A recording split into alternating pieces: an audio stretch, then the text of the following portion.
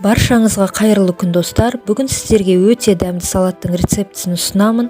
Міндетті түрде жасап көріңіздер, өте дәмді болып шығады. Бізге қажет піскен тауық еті, пекин орам жапырағы, қияр, консервідегі жүгері. Қажетті ингредиенттерді видеодағыдай етіп турап аламыз.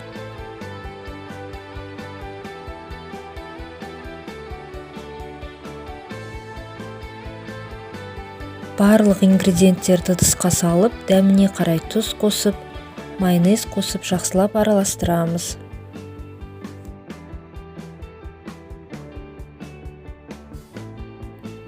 Мінекей салатымыз дайын болды.